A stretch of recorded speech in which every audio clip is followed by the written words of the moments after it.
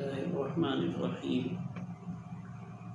کسی بات کو، کسی کام کو آئندہ میں بہت اہتمام سے کرنے یا نہ کرنے کا عزم جب انسان کا ہوتا ہے تو اس کے لیے قسم کھاتا ہے، یعنی اس معاملے میں اللہ کو گواہ بناتا ہے۔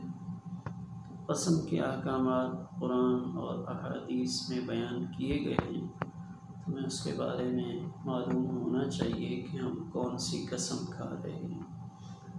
تو قسم کی محدثین نے، احادیث کی شرح کرنے والوں نے 4 قسمیں لکھی ہیں۔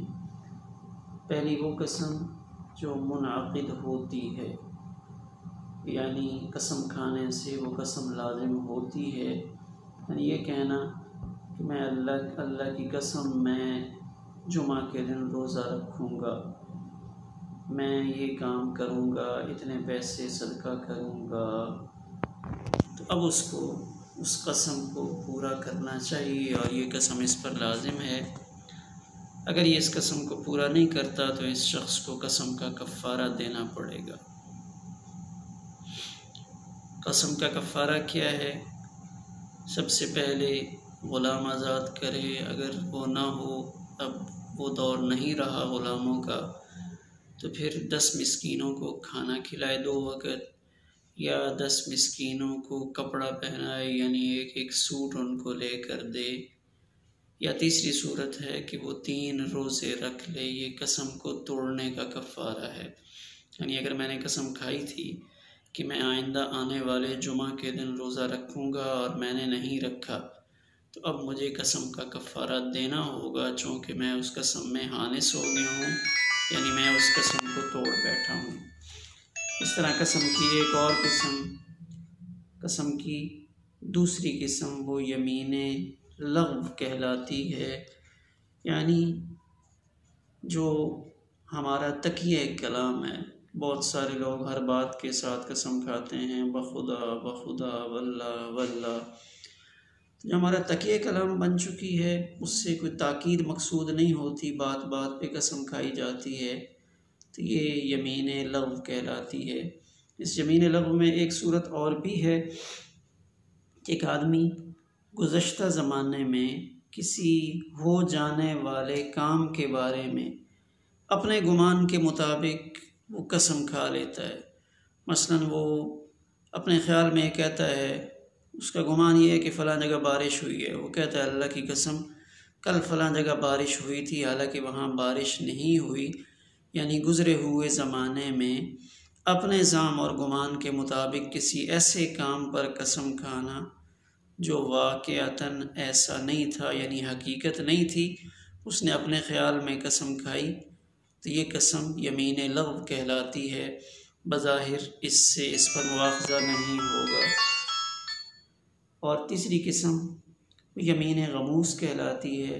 غمز کا معنی ہوتا ہے غوطہ لگانا، یعنی یہ جھوٹی قسم کھانے والا اس قسم کو کھا کر وہ جہنم میں غوطہ لگاتا ہے، یعنی یہ ایک ایسی قسم ہے، اس قسم کا کھانے والا اس قسم کے ذریعے سے دوسرے کا مال ہڑپ کرتا ہے۔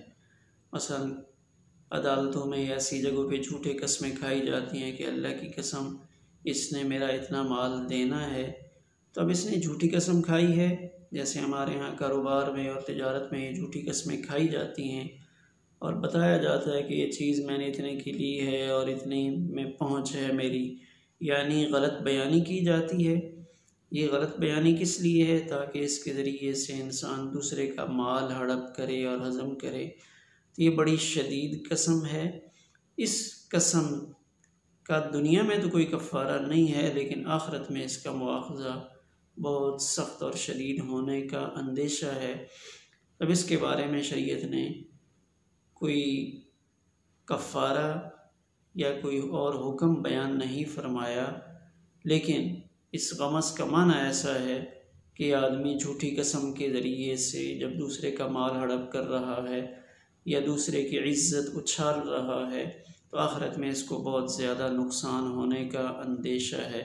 تو عام طور پہ ہمارے کاروباری معاملات میں یا ادائیگیوں کے معاملات میں جو جھوٹی قسمیں کھائی جاتی ہیں وہ یمین غموس میں آتی ہیں۔ اور ایک چوتھی قسم قسموں کی وہ ہے محال چیز کی قسم کھانا، یعنی کوئی ایسا کام اس کی قسم کھانا کہ اگر یہ ہوا تو میں ایسے کر دوں گا، میں آسمان پہ چڑھ جاؤں گا، میں زمین کو الٹ پلٹ کر دوں گا، میں پہاڑیوں کو اٹھا کے ایسے کر دوں گا، یعنی ایسے کام جو انسان کے بس میں نہیں ہیں، ان کاموں پہ قسم کھانا یہ محال کی قسم کہلاتا ہے۔ تو اس کا بھی کوئی حکم شریعت مطہرہ نے بیان نہیں فرمایا۔ تو قسم قرآن پاک میں بھی موجود ہے، اللہ کے پیارے پیغمبر صلی اللہ علیہ وآلہ وسلم نے بھی قسم کھائی ہے۔ اب یہ بات ہمیں ذہن میں رکھنی چاہیے کہ قسم صرف اللہ تعالیٰ کی ذات اور صفات کی کھائی جاتی ہے، یعنی اللہ تعالیٰ کے اسماء گرامیہ ان کی قسم کھائی جائے اگر ضرورت پڑے، یا اللہ تعالیٰ کی جو صفات ہیں ان کی قسم کھائی جائے۔ حضور صلی اللہ علیہ وسلم جب کبھی قسم کھانے کی نوبت آتی تو عام طور پہ آپ فرماتے وَمُقَلِّبَ الْقُلُوبِ، اے وہ ذات جو دلوں کو پلٹنے والی ہے اس کی قسم، یا وَالَّذِي نَفْسُ مُحَمَّدٍ بِيَدِهِ، اس ذات کی قسم جس کے قبضے میں میری جان ہے۔ تو آپ صفاتی نام سے قسم کھاتے۔ قرآن پاک بھی چونکہ اللہ کی ایک صفت ہے، کلام اللہ ہے اور اللہ کا کلام اللہ کی صفت ہے، اس لیے اگر کسی نے قرآن پاک کی قسم کھائی ہے تو وہ قسم بھی منعقد ہوگی، لیکن شرط یہ ہے کہ وہ کہے کہ اللہ کے قرآن کی قسم۔ ایک ہے قرآن پاک کو سامنے رکھ کے اس کے اوپر ہاتھ رکھ کے بات کرنا، یا قرآن کو سامنے رکھ کے کوئی گفتگو کرنا کہ قرآن میرے سامنے ہے، میں یہ کر دوں گا اور اس طرح کروں گا، یا میں نے یہ نہیں کیا۔ تو اس طرح کہنے سے قسم واقعہ نہیں ہوگی، اگرچہ قرآن پاک کو سامنے رکھ کے ایسے جملے بولنا یا اپنے معاملات کے بیچ میں لانا ناپسندیدہ امر ضرور ہے، لیکن قرآن پاک کی قسم تبھی واقعہ ہوگی جب وہ باقاعدہ قرآن پاک کی قسم کھائے جیسے کوئی اللہ تعالیٰ کی قسم کھاتا ہے۔ تو ان دو معاملات کے علاوہ کوئی قسم منعقد نہیں ہوتی۔ کوئی کعبۃ اللہ کی قسم کھاتا ہے، حضرت عبداللہ بن عمر رضی اللہ تعالیٰ عنہ کے سامنے کسی نے کعبۃ اللہ کی قسم کھائی تو انہوں نے منع فرمایا۔ اسی طرح والدین کی قسم یا والدین کے سر کی قسم، اس طرح کی قسمیں منعقد نہیں ہوتی، اور غیر اللہ کی قسم کھانا بہت ناپسندیدہ معاملہ ہے اللہ کے ہاں۔ حدیث پاک میں آتا ہے جس نے لات، عزیٰ، منات وغیرہ کسی کی قسم کھائی تو اس نے شرک کیا۔